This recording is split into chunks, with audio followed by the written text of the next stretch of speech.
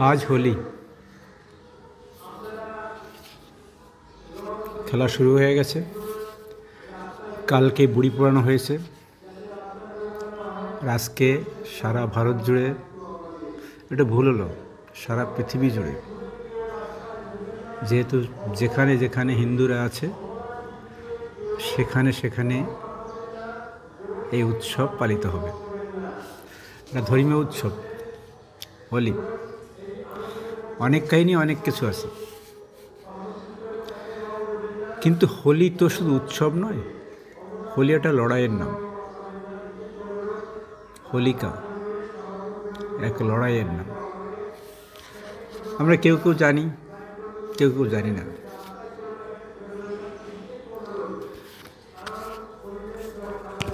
আর যারা জানি, জেনে শুনে এটা পালন করি, আর যারা জানি না তারা তো না জেনেই পালন করি। অনলাইনে একটা লেখা পেলাম, প্রশান্ত রায় লিখেছেন হোলির ইতিহাস নিয়ে। চলুন হোলি খেলতে খেলতে, দেখতে দেখতে আমরা একটু ইতিহাসটাও জানি।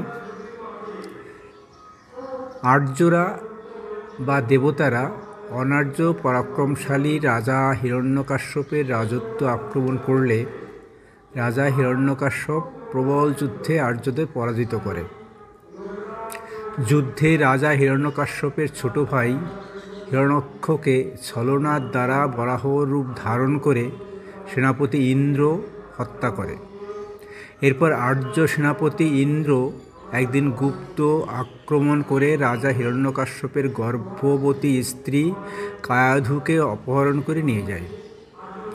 কায়াধুর প্রতি অনেক অত্যাচারের পর আর্য তথা দেবতাদের আশ্রয়ে জন্ম হয় প্রহ্লাদের। প্রহ্লাদের পিতৃপরিচয় ভুলিয়ে দিতে জন্মের পর থেকেই আর্য বা দেবতারা তাদের পরিবেশ ও সংস্কৃতিতে পালন করতে থাকে প্রহ্লাদকে। তাই জন্মের পর থেকেই প্রহ্লাদ দেবতাদের যাগযজ্ঞ, তন্ত্র মন্ত্র ইত্যাদি সংস্কারের প্রতি অনুরক্ত করে তোলা হয় এবং বিষ্ণুর প্রতি তার গভীর ভক্তি শ্রদ্ধা জাগিয়ে তোলা হয়।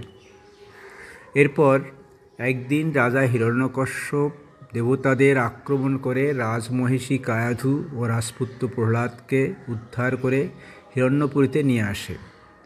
কিন্তু শিশু প্রহ্লাদের দেবভক্তি ও বিষ্ণুর প্রতি ভক্তি দেখে বিচলিত হয়ে পড়েন। দেবতারা এই সুযোগে প্রহ্লাদের সহযোগিতায় মহাশক্তিশালী অনার্যবীর হিরণ্যকাশ্যপকে গভীর ছলনায় বিষ্ণুর মোহিনী রূপের সাহায্যে,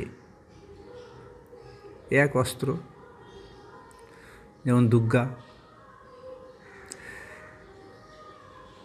বিষ্ণুর মোহিনী রূপের সাহায্যে ইন্দ্র নরসিংহ রূপ ধারণ করে হত্যা করে এবং প্রহ্লাদকে নামে মাত্র সিংহাসনে বসিয়ে রাজকার্য পরিচালনা করে দেবরাজ ইন্দ্র। ফলে হিরণ্য রাজ্যে দেবতারা যাগযজ্ঞ, বেদবিধি, শৌচাচার ইত্যাদি আর্য সংস্কৃতি সরিয়ে দিতে থাকে এবং দেবরাজ ইন্দ্র প্রহ্লাদের কাছ থেকে প্রতি মুহূর্তে খাদ্যশস্য, সুরা, গরু, অস্ত্র, এমনকি অনার্য যুবতী নারী চাপ দিয়ে আদায় করতে থাকে। অনার্য ভূমিতে দেখা যায় আর্য তথা দেবতাদের আস্ফালন। হোলিকা ছিলেন হিরণ্যকাশ্যপের দিদি, অর্থাৎ প্রহ্লাদের পিসিমা।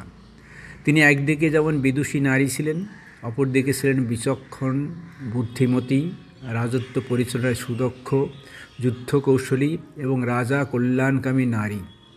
রাজা হিরণ্যকাশ্যপের শক্তির মূল আধারও ছিলেন তিনি ও তার বুদ্ধিজ্ঞান। এই সহৃদয়া ও পূজাহিতৈষী নারীকে পূজারা মাতৃজ্ঞানে পূজা করতেন।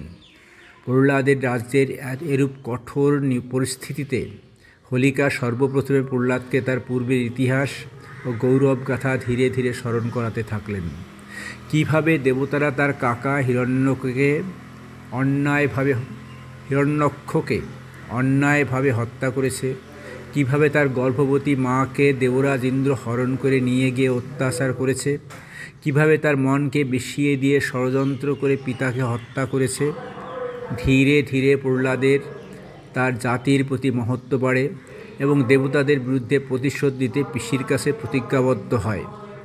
অবশেষে হোলিকার সহায়তায় ও পরামর্শে রাজ্যকে সব দিক দিয়ে শক্তিশালী করে গড়ে তোলে। তারপর দেবতাদের উপঢৌকন খাদ্যশস্য, গরু, অস্ত্র, সুরা, নারী উপঢৌকন দেওয়া বন্ধ করে।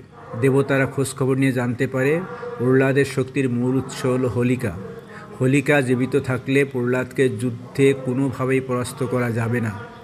ফলে তারা যে কোনো প্রকারে হোলিকাকে খুন করার ষড়যন্ত্রে লিপ্ত হয়। অবশেষে গভীর ষড়যন্ত্রের দ্বারা বৃদ্ধা হোলিকাকে হরণ করে ফাঁকা মাঠের মধ্যে একটি পর্ণকুটিরে বন্দি করে অনাহারে রাখা হয়। দীর্ঘদিন না খেতে পেয়ে কঙ্কালসার হয়ে যায় তার দেহ। অবশ্যই প্রহ্লাদ জানতে পেরে সৈন্যবাহিনী নিয়ে পিসিকে উদ্ধার করতে গেলে দেবতারা আগে থেকে জানতে পেরে পাতার কুটির আগুন ধরিয়ে দেয়। দাউ দাউ করে জ্বলতে থাকে পাতার কুটির, আর তারই মাঝে অনাহারে ক্লিষ্ট কঙ্কালসারে এক অনার্য মূল নিবাসীর বৃদ্ধা রমণীকে পুড়িয়ে মারা হয়। আর হোলিকার চিতাভস্য গায়ে মাখিয়ে বিজয় উল্লাসে মেতে ওঠে আর্য তথা দেবতারা। পরবর্তীকালে ছাই মাখানোর পরিবর্তে গায়ে রং বা আবির মাখানোর রীতি চালু হয়। এই হলো হোলির ইতিহাস।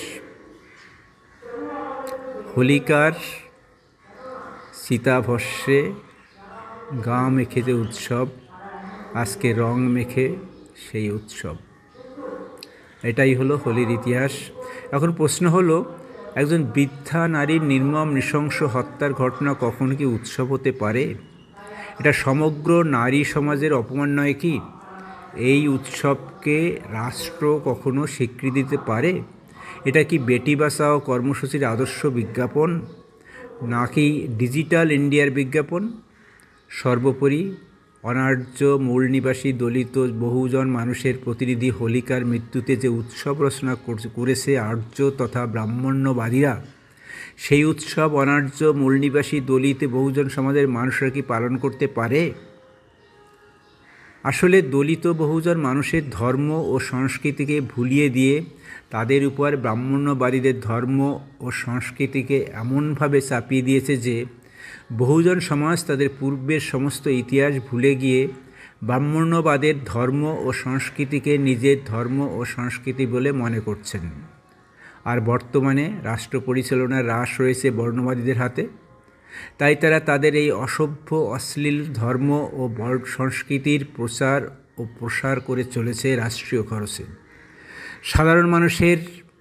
সাধারণ বহুজন মানুষ সেই আফিমের নেশায় ডুবে রয়েছে। পরবর্তীকালে এই কাহিনীর উপর রাধাকৃষ্ণের দোল খেলার কাহিনীকে চাপিয়ে আরও আকর্ষণীয় করে তোলা হয়েছে এবং বর্তমানকালে এই হোলি উৎসবের সঙ্গে বসন্ত উৎসবকে মিলিয়ে দিয়ে একে আরও উৎসবমুখর করে তোলা হয়েছে। কিন্তু এই একবিংশ শতকেও দলিত বহুজন সমাজের নারীদের প্রতি খুন, ধর্ষণ, অত্যাচারের চিত্র কি এতটুকু বদলেছে? এখনও দলিত নারীকে ধর্ষণ করে প্রকাশ্যে বাজারের মাঝে জীবন্ত জ্বালিয়ে দেওয়া হয়। এখনও দলিত নারী ধর্ষিতা হয়ে 20 ঘন্টা রাস্তার পাশে পড়ে থাকে। ব্রাহ্মণ্যবাদী ধর্ম ও সংস্কৃতির মোহ থেকে দলিত বহুজনেরা যতদিন বের হতে না পারবে ততদিন তাদের উন্নতি ও মুক্তি ঘটা কি সম্ভব? হে দলিত মূল নিবাসী মানুষ, উত্তর দাও। এটা লিখেছেন প্রশান্ত রায়, একজন সমাজ সচেতক মানুষ, অ্যাক্টিভিস্ট। অনলাইনে এই লেখা ঘুরছে ফিরছে। আজকে হোলি, আপনি হোলি খেলবেন। আমি খেলি না, হয়তো কেউ কেউ আসবে বাড়িতে, বুড়ো হয়ে গেছে তো, কিছু নাতিপুতি আসে, ভাইপো ভাইজিরা আসে, তারা দল বেঁধে আসবে। আমি কি করব? আমি তাদের বলবো এসো না? পারিবারিক সংহতি রাখার জন্য হয়তো আমি বলবো এসো, কপালে আবির দেবে, আমি নেব, একটু দুঃখের হাসি হাসবো। আমি এড়াতে পারি না, আপনাদের কী বলবো এড়াতে? কিন্তু এড়ানো খুব দরকার। নারী নির্যাতনের এই প্রতীক, এটা আমাদের এড়ানো দরকার। ভালো থাকবেন, সুন্দর থাকবেন।